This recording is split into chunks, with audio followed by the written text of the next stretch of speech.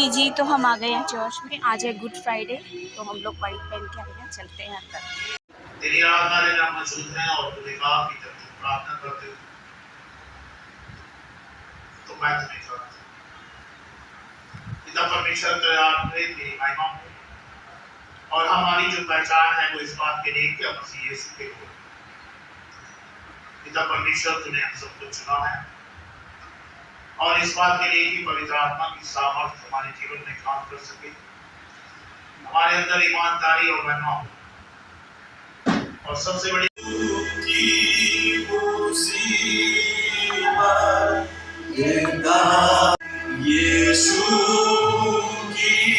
मुसीबत गिरता तुम्हें सुनाऊं, आंखों के सोते आंसू क्यों कर जाने के लिए तैयार है, क्योंकि 7 गाड़ियां हैं और मैं चाहता हूं कि सबको अच्छे से वक्त मिले। हमें हमारे पास जितने मेरे स्पीकर्स हैं, we have only 20 minutes। और अपनी बाइबल को खोले और खुदा के कलाम की तरफ आगे बढ़े। लूका की इंजील और उसका 23 बाब और उसके 34वें पद को हम देखेंगे कि खुदा का कलाम क्या कहता है। लूका और उसका 23 बाब और उसके 34वें पद को हम देखेंगे। प्रभु का वचन क्या कहता। यीशु ने कहा, हे पिता इन्हें क्षमा कर, क्योंकि ये जानते नहीं कि ये क्या कर रहे हैं। और उन्होंने चिट्ठियां डालकर उसके कपड़े बांट दिए। मेरे प्रियो, आइए हम संदेश में जाने से पहले अपने सिरों को झुकाएंगे, आंखों को बंद करेंगे और प्रार्थना में चलेंगे। अनुग्रहकारी, सामर्थी, उद्धारकर्ता, मुक्तिदाता प्रभु यीशु, हम आपके चरणों में आते हैं और हमारे लिए बहुमूल्य अवसर है कि हम इस 2026 में, इस मंथ में आपकी अंतिम 7 वाणियों को सुनने का आपने हमें अवसर दिया। हम धन्यवाद दें। प्रभु जी, हमसे व्यक्तिगत रूप से बातचीत करें, हमें सिखाएं, समझाएं। जैसा ही आपके सामने प्रभु यीशु मसीह की पहली वाणी पढ़ी गई, हम उसमें बड़ी बारीकी से देखेंगे कि एक्चुअल क्या हो रहा है। यूं तो हमने पूरे पैशन वीक, पाम संडे से लेकर के और पूरे होली वीक में अलग अलग इवेंट्स को हमने देखा। मेरे अजीजों, हमने देखा कि कैसे खुदावंद यीशु मसीह यरूशलेम में विजय प्रवेश करते हैं, उनका स्वागत होता है और बड़े जोरदार स्वागत के साथ वो आते हैं। फिर उसके बाद हमने मंदिर की सफाई के विषय में समाचार सुना। फिर उसके बाद हमने फिग ट्री यानी अंजीर के वृक्ष के बारे में सुसमाचार सुना। फिर सुमन यानी पाप स्त्री जो इत्र डाल दिए प्रभु यीशु मसीह के पैरों पर। फिर लास्ट सफर कल हमने मोंडी थर्सडे के बारे में सुना मेरे प्रियो। और आज हम अब ये समय आ चला है कि हम उनकी अंतिम 7 वाणियों को इस संडे, इस तारीख पे सुने मेरे अजीज। पहली वाणी से हम शुरू करना चाहते हैं और खुदा का कलाम कहता है, जब यीशु ने कहा, हे पिता इन्हें क्षमा कर, क्योंकि ये नहीं जानते कि ये क्या कर रहे हैं। मेरे प्रियो, अगर आप इस प्रेयर मॉडल को देखें तो आप ये जानेंगे कि खुदावंद यीशु मसीह ने हमें एक्शन के द्वारा सिखाया कि हम अपने गुनहगारों को माफ करें। खुदावंद यीशु मसीह ने हमें लॉर्ड्स प्रेयर में सिखाया कि अपने गुनहगारों को माफ करो, ऐसे तुम्हारे गुनाह माफ होंगे। और उसके बाद शरीर मृत्यु पर भी हमें जताकर सिखा दिया, प्रैक्टिकल करके दिखाया कि मेरे अजीजों, मनुष्य कहां तक, कितनी गहन सीमा तक माफ कर सकता है। मेरे प्रियो, ये हम आज संदेश में सीखते हैं। तो ये जो क्षमा की जो प्रार्थना है, this is the prayer model, और प्रभु यीशु मसीह ने इसी करके दिखाया। बहुत भयानक, बहुत तीव्र पीड़ा प्रभु यीशु मसीह को हो रही है। अभी तो वो गत्समनी बाग में थे। आज सफर के बाद वो शाम को गत्समनी बाग में चले गए, वहां प्रार्थना करते हैं, गिड़गिड़ा के परमेश्वर के आगे रोते हैं, परमेश्वर यदि हो सके तो ये प्याला मुझसे टल जाए। बहुत दुआ मांगते हैं, कहते हैं मगर मेरी नहीं वरन परमेश्वर आपकी इच्छा पूरी हो। लगातार बहुत प्रार्थना कर रहे हैं। आप इसे पढ़ सकते हैं मत्ती की इंजील 26 अध्याय और उसके 36 पद में लिखा है, यीशु गत्समनी के बाग में गया और बहुत बहुत व्याकुल होकर के कहने लगा, मेरा जीव उसे पकड़ा गया, उसे ले जाकर के गोलगोथा पहाड़ पर ले गए, उसके हाथों और पैरों में कील ठोक दी गई, उसे निवस्त्र करके सलीब पर टांग दिया गया मेरे प्रियो, और सलीब पर टांगने के बाद मेरे प्रियो उसके सर पर कांटों का ताज पहनाया गया, और ताज पहनाने के बाद एक टट्टी लगा दी, इस पे इंद्री लिखा था। उसका मतलब होता INRI का मतलब होता है यहूदियों का राजा। उसे पूरा बेइज्जत करा गया मेरे प्रियो। और जब सब कुछ होने के बाद, सब कुछ सह लेने के बाद भी खुदावंद यीशु मसीह कहते हैं, हे पिता इन्हें क्षमा कर, क्योंकि ये नहीं जानते ये क्या करते हैं मेरे प्रियो। मैंने कहा आपसे, खुदावंद यीशु मसीह ने जो सिखाया अपनी प्रार्थना में, प्रभु की प्रार्थना में कि अपने गुनहगारों को माफ करो, करके दिखाया मेरे से।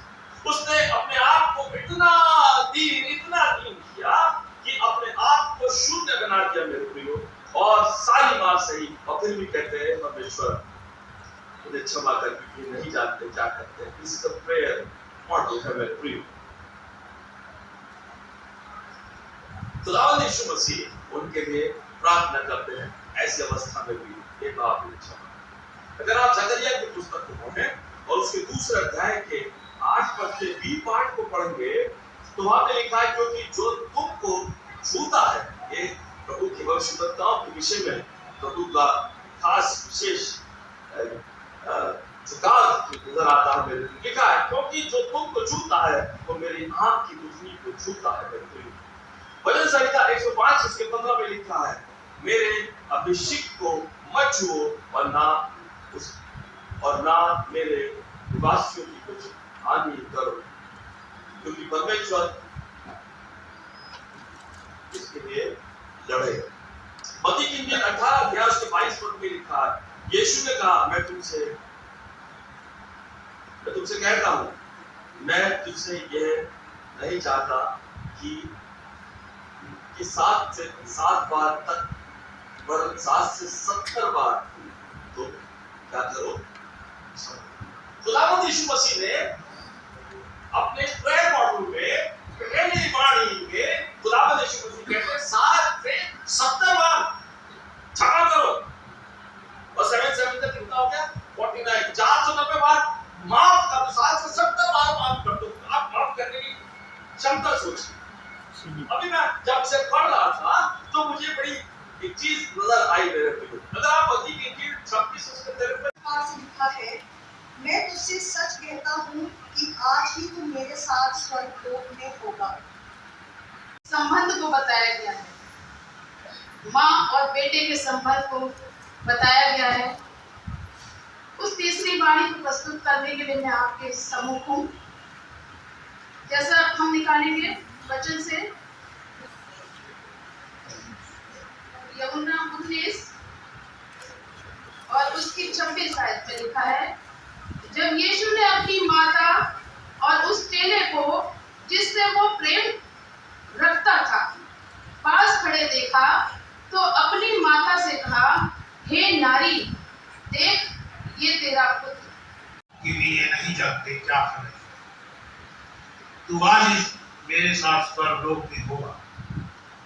और तीसरी वाणी है ए औरत देख तेरा बेटा ये।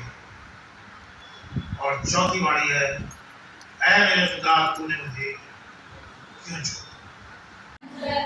कैसा होगा कीलों से यीशु लटका होगा, सूली कैसा होगा बेहोशी में दम के मारे, मार के रोता होगा, सूली का मंजर कैसा होगा कीलों से यीशु लिया तो कहा पूरा हुआ, और सिर झुकाकर प्राण त्याग दिए।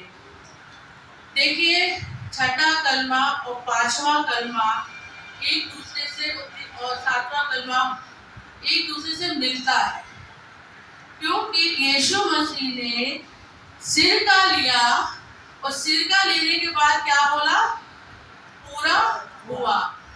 जिस दिन तूने सुना यीशु की मुसीबत, जिस दिन तूने सुना आंखों से मेरा आंसू तू भर नहीं आंखों से मेरा आंसू तू भर नहीं सातों पर इनाम। तो चर्च के बाद हम लोग सीधा घर आ गए हैं। अभी मैं और लेके आए हैं और नीचे गुड़िया और लेके आ गए हैं।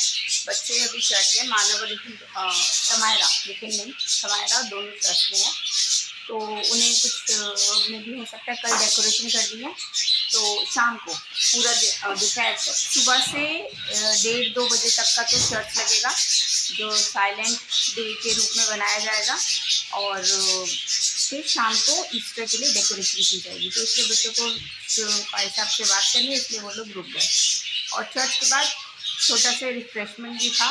तो कई लोगों ने फास्ट रखे होते हैं, मैंने फास्ट रखा था, तो वहाँ पर हमने अपना फास्ट खोल दिया आफ्टर प्रेयर। तो अभी घर आए हैं, जरा चेंज करके उसके बाद मैं आपको जो कुछ भी आज हुआ चर्च में उसके बारे में बताऊँगी। तो अब मैं आपको बताती हूँ कि गुड फ्राइडे क्या होता है। गुड फ्राइडे के दिन जीसस को क्रूसीफाई किया गया था और उन्होंने क्रूस पे से 7 वचन बोले थे। और जो आपने थोड़ा थोड़ा सा वहाँ चर्च में सुना, मैंने सबको कैप्चर नहीं किया क्योंकि मुझे नहीं पता कि मैंने मतलब पूछा नहीं ना उनसे, तो ऐसे मैं वीडियो नहीं बना सकती। जिनका मुझे पता था मैंने उनकी वीडियो बनाई, थोड़ी थोड़ी बनाई। और वो 7 लोग जिन्हें भाई साहब बोलते हैं ना कि आप लोग प्रिपेयर करिएगा, आप लोगों ने इस बारे में बोलना है। तो वो 7 वचन वो लोग बोलते हैं, उसके बारे में बताते हैं ताकि सबको जो न्यू जनरेशन है उनको भी पता चले। तो ये सारी चीज़ें वो लोग बताते हैं। और आपने देखा होगा चर्च में सब लोग वाइट कपड़े पहन के आ रखे थे, तो हम इसको बहुत शांति के साथ बनाते हैं। और हमारे फास्ट चल रहे थे, तो ऐसा होता है कि ये 40 दिन पूरे यीशु मसीह ने फास्ट रखा था और प्रेयर करी थी। और अपने और जो वो अच्छे काम करते थे, मिरेकल्स करते थे, तो वो करते रहे वो। और लेकिन फिर भी उनको पकड़वाया गया, उन पे दोष लगा के, और गुड फ्राइडे के दिन, आज के दिन, उनको क्रूसीफाई किया गया। लेकिन उन्होंने कहा था कि वो तीसरे दिन जिंदा होंगे, और वो हुए, यानी ईस्टर पे। तो सैटरडे जो कल है, तो हम उसको साइलेंट डे के रूप में बनाते हैं। उस दिन चर्च में कंटिन्यू प्रेयर होती है और शाम को फिर चर्च को डेकोरेट किया जाता है ईस्टर के लिए। और ईस्टर पे 3-4 बजे उठ के हम लोग चर्च जाते हैं सनराइज सर्विस के लिए, क्योंकि जब उस समय पे जब जीसस को क्रूसीफाई किया गया था, तो उनकी मदर और उनकी मदर मरियम और 2 मरियम और यीशु मसीह के एक डिसाइपल, ये लोग गए थे यीशु मसीह को कि उनकी बॉडी को प्रिजर्व कर सके, कुछ लेप लगा सके, पर वो ऑलरेडी ज़िंदा हो चुके थे। तो इसलिए हम लोग भी ऐसे गाते बजाते जाते हैं। अब परमिशन नहीं मिलती है, वो मुझे नहीं पता किस वजह से, वो तो ज़्यादातर लोग जानते हैं कि क्यों। लेकिन हम लोग पूरा यहाँ शेरकोटी से चलते थे और पूरा अपने चर्च पर पहुँच के हम लोग उसको उस खुशी को बनाते थे। लेकिन कोई बात नहीं, अब हम थोड़े डिस्टेंस में ही जाएंगे, लेकिन जो हमारी खुशी है वो कम नहीं होगी। तो बहुत ही अच्छा लगता है ईस्टर पे और बहुत खुशी होती है। आज के दिन आपने देखा ना, सब वाइट कपड़े पहन के आ रखे थे, इसी वजह से कि हम लोग इसको बहुत शांति के साथ बनाते हैं और संजीदगी के साथ बनाते हैं। और आज लास्ट फास्ट होता है, तो जिन जिन का आज फास्ट था उन्होंने चर्च में ही खोला, छोटा सा एक रिफ्रेशमेंट था, तो उससे उन्होंने अपना फास्ट खोला। तो अब तो इसलिए ये जो गुड फ्राइडे है ये कोई हैप्पी गुड फ्राइडे नहीं होता। कई लोग विश भी कर देते हैं, हमें भी कर देते हैं, उन्हें नहीं पता है, तो मैं और अमित उनको समझा देते हैं कि क्या हुआ था। तो मेरा वीडियो बनाने का पर्पस यही था कि जिन्हें नहीं पता उनको पता चल जाए कि क्या हुआ था। और कुछ इस तरह से हम लोग गुड फ्राइडे अपनी चर्च में मनाते हैं। तो ये छोटा सा व्लॉग उनके लिए है कि जिन्हें नहीं पता। जहाँ तक मेरी कोशिश हुई मैंने करा, लेकिन हर किसी की मैं वीडियो नहीं बना सकती थी, तो उसके लिए मैं माफ़ी चाहती हूँ आप लोगों से। तो आप लोग वीडियो को देखें और आगे का जो हमारे व्लॉग आएगा कल का और उसके बाद नेक्स्ट डे ईस्टर का, तो वो भी ज़रूर देखिएगा। तो आपसे मिलती हूँ मैं मेरे नेक्स्ट व्लॉग में। Till then bye.